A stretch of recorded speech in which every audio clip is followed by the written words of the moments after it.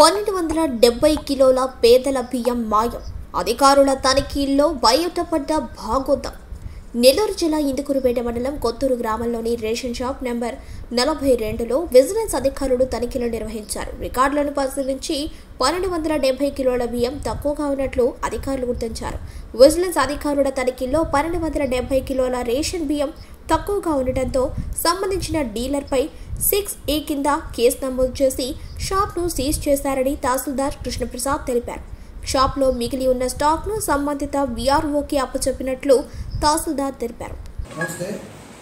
ఈరోజు vigilance and enforcement వారు FP shop number 42 Kothuru Indukurupeta పై దాడి చేసి అక్కడ స్టాక్ వ్యత్యాసం ఉన్నందువల్ల వాటిని ఐడెంటిఫై చేసి ఆ షాప్ను సీజ్ చేసి 6A కింద బుక్ చేయడం జరిగింది.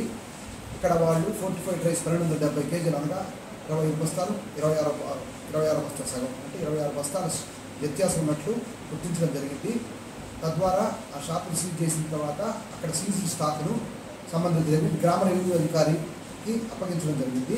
మొత్తం సీజ్ స్టాక్ మనకి 6100 కేజీల బియ్యం, అదేవిధంగా 413 ప్యాకెట్ల షుగరు, 2 ప్యాకెట్లు రాగి, 2 ప్యాకెట్లు జాగరి అంటే బెల్లం, ఈపాస్ మెషిన్, అదేవిధంగా వెయింగ్ స్కేల్ కూడా వాళ్ళు సీజ్ చేసుకొని వాటిని సంబంధిత VRO గారికి అప్పగించడం జరిగింది కస్టోడియన్గా.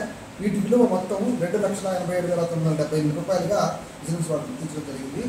కాబట్టి ఎవరైతే ఈ షాప్ నడుపుతున్నారో పాలెట్ హెప్సిబా అనువారు ఈ షాప్ని పొదుపు గ్రూప్ తరఫున ఎంపికై నడుపుతున్నారు.